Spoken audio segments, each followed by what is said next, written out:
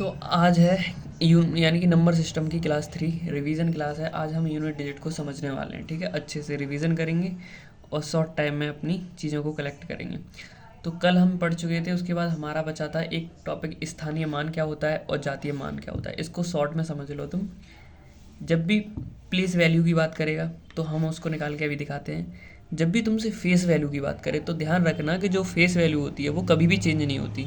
ये संख्या लिखी है, इसमें से अगर तुम्हें फेस वैल्यू पूछता है तो जब अगर 6 की फेस वैल्यू पूछी तो 6 की 6 ही रहेगी, 5 की फेस वैल्यू 5, 4 की 4, 3 की 3, 2 की 2, यानी कि फेस वैल्यू कभी भी चेंज नहीं होती है। चाहे फिर पॉइंट में दिया हो 3 की पूछे 3, यानी कि फेस वैल्यू कभी चेंज नहीं होती है। लेकिन जो तुम्हारा स्थानीय मान होता है, जैसे हम बोलते हैं प्लेस वैल्यू, इसको कैसे निकालते हैं तो ध्यान रखना। जब बिना पॉइंट में दी हो तो जैसे 6 की पूछे, 6 की प्लेस वैल्यू क्या है तो 6 लिख देना, 6 की 6 है। इसके आगे जिसकी तुम प्लेस वैल्यू निकाल रहे हो उसके आगे जितने अंक हैं उतनी जीरो लग जाती हैं। जैसे 5 की प्लेस वैल्यू निकालनी है तो क्या करोगे, 5 के 5 लिख दे, इसके बाद कितने अंक हैं एक, तो एक जीरो लगा दिया। ऐसे ही जब 4 की प्लेस वैल्यू निकाली 4 लिख दिया, कितने अंक आ गए 2, तो 2 जीरो लगा दी। 2 की निकाली तो 2 लिख दिया, आगे अंक 4 तो 4 जीरो लगा दी। यानी कि स्थानीय मान समझ गए कैसे निकालना है, ऐसे निकालना है। यानी कि जहाँ तुम जिसकी प्लेस वैल्यू निकाल रहे हो उसके बाद कितने अंक हैं उतने जीरो लग जाते हैं स्थानीय मान में। और जब प्लेस वैल्यू पूछे और पॉइंटों में संख्या हो तो एक चीज़ याद रखना कि जब पॉइंट से लेफ्ट हैंड साइड की तुमसे प्लेस वैल्यू पूछे तो तुम क्या करना, सबसे पहले जैसे 8 की पूछी प्लेस वैल्यू तो तुम 8 लिखना, फिर पॉइंट और 8 के बीच में जितने अंक हैं उतनी जीरो लगा देना। यहाँ 8 लिखा, पॉइंट और 8 के बीच में एक अंक था तो एक जीरो लगा दी। ऐसे ही हमने 4 का निकाला तो 4 लिखा, पॉइंट और 4 के बीच में 2 डिजिट थी तो 2 जीरो लगा दी। ठीक है, लेकिन जब पॉइंट के राइट हैंड साइड की प्लेस वैल्यू पूछे तो ध्यान रखना कि तो फिर जो जीरो है वो पहले लगेंगी। जैसे यहाँ 5 की पूछ रहा है कि 5 की प्लेस वैल्यू बताओ, तो तुम देखना 5 और पॉइंट के बीच में कितनी अंक हैं उतनी जीरो पहले लगा देना, पॉइंट 0 0 0। अब 5 की पूछिए तो 5 लिख देना प्लेस वैल्यू, तो ये होती है प्लेस वैल्यू। बस इतनी चीज़ ध्यान रखना। ठीक है, ये कंसेप्ट क्लियर। अब आगे चलते हैं, face value and place value के कुछ क्वेश्चन करते हैं जिससे तुम क्लियर हो जाएगा साथ साथ। ठीक है, क्वेश्चन फर्स्ट कह रहा है कि एक ये संख्या है, इसमें 9 और 6 के जातीय मान फेस वैल्यू कह लो। ठीक है, फेस वैल्यू को ही जातीय मान और अंकित मान कहते हैं। तो जातीय मान कभी चेंज नहीं होता, 9 का 9 होगा, 6 का 6 होगा, इनका बस योग करवा रहा है तो 9 6 15, आंसर 15 हो गया। ठीक है, नो प्रॉब्लम ना, कोई दिक्कत नहीं है। क्वेश्चन नंबर 2 क्या कह रहा है, देखो ये संख्या दे रखी है, इसमें कह रहा है 7 के स्थानीय मान और जातीय मान में क्या अंतर है। तो हम जानते हैं कि जातीय मान बदलता नहीं है, 7 का 7 रहेगा तो 7 का 7 लिख दिया। इनका अंतर करवा रहा है, 7 का स्थानीय मान निकाल लो। 7 का स्थानीय मान निकालना है तो 7 के 7 लिख दे, उसके बाद एक अंक है तो एक जीरो लगा दी। अब 70 में से 7 गए 63, आंसर आ गया। कोई दिक्कत हुई नहीं हुई, बस संख्या दे रखी है ये। ठीक है, अब कह रहा है कि 8 और 4 के स्थानीय मानों का अंतर। तो स्थानीय मान कैसे निकालोगे, 8 का निकालना है तो 8 लिख दो, 8 लिख दी, उसके बाद कितने अंक है 4 तो 4 जीरो लगा दी। 4 का स्थानीय मान निकालना है तो 4 लिख दो, और 4 के बाद 2 जीरो है 2 जीरो लगा दो। इनका अंतर करवा रहा है तो 80,000 में से 400 घटा दो, 79,600 आ गया, आंसर आ गया। कोई दिक्कत नहीं है। क्वेश्चन नंबर 4 क्या कह रहा है, क्वेश्चन नंबर 4 में पॉइंट की वैल्यू दी है। पॉइंट के बारे में मैंने अभी बताया था ना, वैसे ही करना है। इसमें कह रहा है 7 के स्थानीय मान और 8 के स्थानीय मान का योग पूछा है। तो 7 के स्थानीय मान निकालना है तो 7 देखो पॉइंट के लेफ्ट हैंड साइड में, तो क्या करोगे तुम, सबसे पहले 7 लिखोगे, 7 लिख दिया, पॉइंट और 7 के बीच में एक अंक है तो एक जीरो लगा दी, तो 70 हो गया। अब 8 का स्थानीय मान निकालना है, 8 कहाँ है, पॉइंट के बाद है।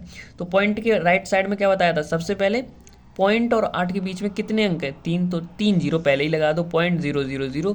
8 का पूछा है स्थानीय मान तो 8 लिख दो 8। अब बस इसमें इसको प्लस करना है, तो प्लस या माइनस करते हैं तो ध्यान रखना पॉइंट वाली चीज़ों को पॉइंट के नीचे रखते हैं।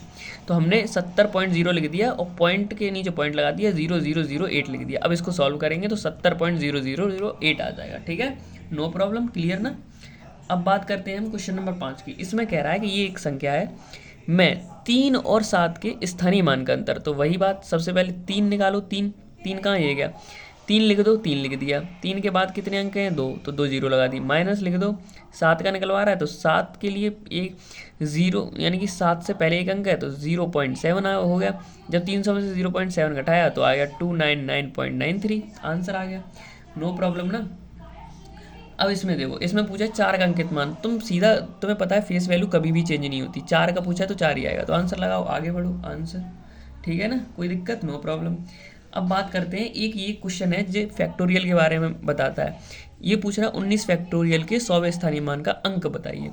इसका मतलब क्या है, 100वें स्थानीय मान का मतलब है कि ये होती है हमारी यूनिट डिजिट। यूनिट डिजिट के बाद ये होती है हमारी टेंस डिजिट और ये होती है हमारी सैकड़ा डिजिट, यानी कि ये होती है 100वीं डिजिट। तो ये 100वीं डिजिट के बारे में पूछ रहा है कि यहाँ मतलब क्या कौन सी यूनिट डिजिट कौन सी आएगी, इनमें से कौन सी आएगी। तो तुम ध्यान रखना, जब फैक्टोरियल में तुम्हें नंबर ऑफ जीरोस निकालनी हो हमेशा, तो फैक्टोरियल को हम 5 से डिवाइड करते हैं, और जब हम फैक्टोरियल को 5 से डिवाइड करते हैं तो जो नंबर ऑफ जीरोस आती हैं वो पीछे से आती हैं। कैसे निकालते हैं, देखो मान लो एग्जांपल के लिए यहाँ 113 फैक्टोरियल है और हमें इसमें नंबर ऑफ जीरोस निकालनी है, तो हम क्या करेंगे, 5 से डिवाइड करेंगे तो 5 से 22 बार जाएगा। जो बचा है उसको रिमाइंडर को यहीं लिखा दे रहने दो, फिर दोबारा उस रिमाइंडर को पकड़ो, 22 लिखो, 22 को 5 से डिवाइड करो तो 5 चौके 20, 4 बार गया। जब कटना बंद हो जाए तो वहीं जो वैल्यू रिमाइंडर बची थी उनको जोड़ लो, जैसे 22 बार गया था तो 22 और 4 26। इसका कहने का मतलब है 113 फैक्टोरियल में 26 जीरो होगी, वो भी पीछे से बताता है। तो ऐसे 19 फैक्टोरियल में निकालो, 19 में हमें 5 से डिवाइड दिया, 3 बार गया, 5 से 15। इसका मतलब है 19 फैक्टोरियल में पीछे से 3 बार जीरो आएगा, और उसने कौन सी संख्या पूछी, तीसरी संख्या, तो वो एक जीरो है। जीरो आएगा तो यहाँ आंसर लगा दो जीरो। क्लियर, ये इसके बारे में बताया कि क्या होता है फैक्टोरियल, क्रम गुणित का मतलब क्या होता है। जैसे यहाँ दो फैक्टोरियल लिखा है तो इसका मतलब होता है कि जिस फैक्टोरियल के बारे में पूछ रहा है उससे लेकर 1 तक लगातार गुणा करते चले जाओ। जैसे 2 फैक्टोरियल 2 गुणा 1, 4 फैक्टोरियल 4 गुणा 3 गुणा 2 1, 5 फैक्टोरियल 5 गुणा 4 गुणा 3 गुणा 2, इसका मतलब 1 होता है। और 0 फैक्टोरियल याद रखना, इसका मतलब 1 होता है। ठीक है, क्लियर। अब बात करते हैं थोड़ी यूनिट डिजिट पर, तुम्हें मेन चीज़ बता के और पूरा रिवीजन कंप्लीट करते हैं। यूनिट डिजिट वैसे तो तुम जानते ही होगे यूनिट डिजिट क्या होता है। तो ये संख्या है तो इसकी यूनिट डिजिट क्या है, 3। तुम अच्छे से जानते हो। यूनिट डिजिट में क्वेश्चन बनते हैं 4 तरीके के। एक होते हैं डायरेक्ट मल्टीप्लिकेशन के, एक होते हैं पावर्स वाले क्वेश्चन, एक होते हैं फ्रैक्शंस वाले क्वेश्चन, एक होते हैं एक्सप्रेशंस वाले क्वेश्चन। तो तुम एक बात ध्यान रखना, जैसे ये मल्टीप्लाई में दे रखी है और इसमें यूनिट डिजिट पूछ रहा है, जब भी यूनिट डिजिट मल्टीप्लिकेशन में पूछे तो 5 का रूल याद रखना कि जब भी 5 हो और 5 के साथ कोई सम संख्या हो गुणा में, तो हमेशा यूनिट डिजिट 0 आएगी, और 5 के साथ कोई सम संख्या ना हो तो यूनिट डिजिट 5 आएगी। ठीक है, इसमें कोई 5 ही अवेलेबल नहीं है यूनिट डिजिट पर, तो इसको चेक करना पड़ेगा। तो इसको चेक करो, 3 दूनी 6 की 6, 6 कम 6 की 6, 6 नम 54 की 4, 4 चौक 16 की 6, 6 चंग 36 की 6, तो इसकी यूनिट डिजिट कितनी आएगी, 6।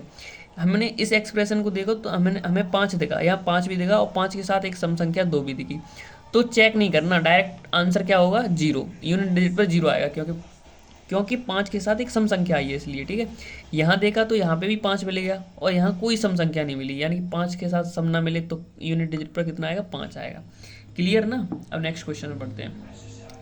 ये हमें यूनिट डिजिट का कॉन्सेप्ट बताया गया है पावर के बारे में, यानी कि इसका मैं तुम्हें एकदम कंक्लूजन बताता हूँ।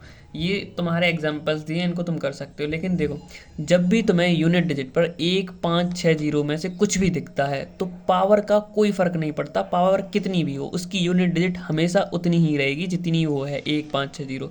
वही लिखा है कि 1 5 6 0 में पावर का कोई फ़र्क नहीं पड़ता है। ये बात को तुम अपने गले उतार लेना। ठीक है, उसके बाद बात करते हैं 1 5 6 0 हो गया। अब बात करते हैं 2 3 7 8 की। तो ये कुछ साइक्लिसिटी के बारे में है कि यानी कि 4 बार होने के बाद दोबारा रिपीट होने लगता है। तुम जनरल कंक्लूजन याद रखना, जब भी तुम्हें 2 3 7 8 दिखे यूनिट डिजिट पर तो तुम क्या करना, 4 से पावर को डिवाइड करना और जो रिमाइंडर बचे उसे यूनिट डिजिट पर लगा देना। ठीक है, और अगर 4 से पूरी डिवाइड हो जाए पावर तो यूनिट डिजिट पर 4 लगा देना। इतना ध्यान रखना, कब, 2 3 7 8 में।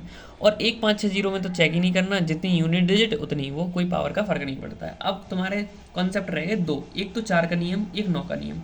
तो देखो 4 का नियम क्या कहता है, जब भी 4 यूनिट डिजिट पर 4 हो उसकी पावर ऑड हो तो 4 ही यूनिट डिजिट रहेगा, और यूनिट डिजिट पर 4 हो उसकी पावर इवन हो तो यूनिट डिजिट पर कितना रहेगा, 6 रहेगा। ये ध्यान रखना। और 9 के केस में भी क्या होता है, 9 में जब पावर ऑड होगी तो 9 ही रहेगा, और 9 की पावर इवन हो गई तो 1 रहेगा यूनिट डिजिट पर। कोई दिक्कत वाली बात नहीं है, सब कुछ क्लियर है। अब तुम जनरल कंक्लूजन याद रख लेना, जब भी तुम्हें कुछ याद ना रहे इनमें से नियम में से तो तुम क्या करना, कोई भी पावर हो तो उसे 4 से डिवाइड करके और उस पर पावर लगा के चेक कर लेना। ठीक है, वैसे तुम्हें ये याद रखने ये जो कॉन्सेप्ट बताया हमने वो। ठीक है, ये रिवीजन क्लास है उस हिसाब से मैं करा रहा हूँ। फैक्टोरियल यानी फैक्टोरियल में यूनिट डिजिट कैसे निकालते हैं, तो ये पार्ट हम कल सीखेंगे। तो आज की क्लास यहीं समाप्त होती है। ठीक है, बाय बाय।